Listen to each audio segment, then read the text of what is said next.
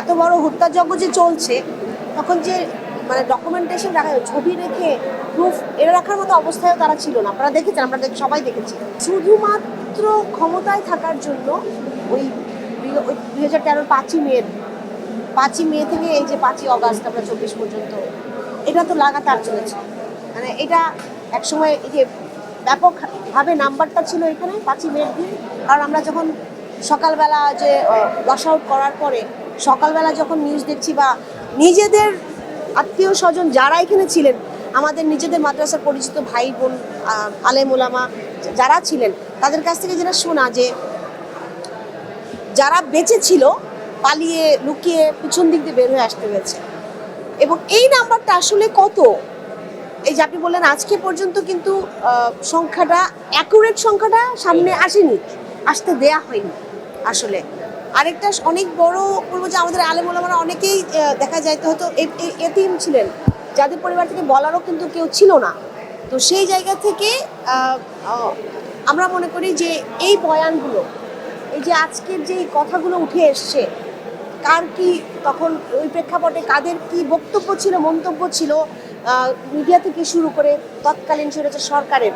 এবং সেই সময়ে আপনি জানেন বিরোধী দলের আমাদের যে সাবেক প্রধানমন্ত্রী দেশটির খালেদা জিয়া কিন্তু 4 তারিখে বলেছিলেন যে এদেরকে যদি প্রতিহত করা তাহলে দেশে আমরা রাস্তায় নামবো। এবং ওইটা কিন্তু ওই দিন পেপারে এসেছিল।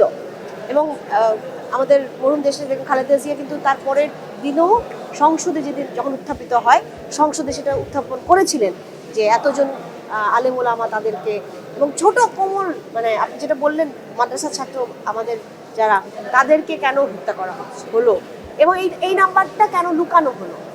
যেমন তাদেরকে মাতুয়াইলে আমরা জানি যে নিয়ে যাওয়া হয়েছে অনেকজনকে। তো এইটা তো বর্বর অমানবিক আসলে। তো এত বড় যে হত্যাযজ্ঞ চালিয়ে গেল, সেইটার যথাযথ সত্যগুলো সামনে আসুক অবশ্যই আমরা চাই।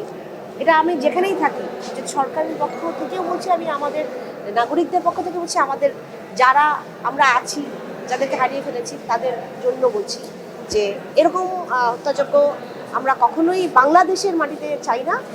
আরেকটা হচ্ছে যে সত্যগুলো অবশ্যই সামনে আসতে হবে। এখন আমাদের আজকে আপনি দেখেন 5ই অগস্টের পরে কিন্তু 1-1.5 বছর চলে গেছে। ওই সময়টাতেও কিন্তু খুব বেশি রিমার্কেবল বিচার আমরা দেখিনি যে এটা নিয়ে। তো আইসিটি ট্রাইব্যুনালে চলমান আছে, ইনশাল্লাহ আশা করবো যে বিচারের গতিতে যাবে এবং প্রত্যেকটা সত্য উঠে আসবে। কতজন ভাই ছিলেন ওখানে ওই দিন রাতে, কতজন ভাইকে হত্যা করা হয়েছে, এবং সেই ইতিহাসগুলো সত্যগুলো আমাদেরকে ধরে রাখতে হবে আর এই বয়ানটা জারি রাখতে হবে। আদারওয়াইজ আমার মনে হয় না যে সত্যিকার অর্থে আমরা যে বাংলাদেশ বিনির্মাণ করতে চাই সবার জন্য, সকলের জন্য এটা সমান, এবং সেই দিকে আমাদেরকে নিতে হবে কাজ করে। প্রত্যেকটা তথ্য উপাত্তর ভিত্তিতে যেন ন্যায় বিচার আসে।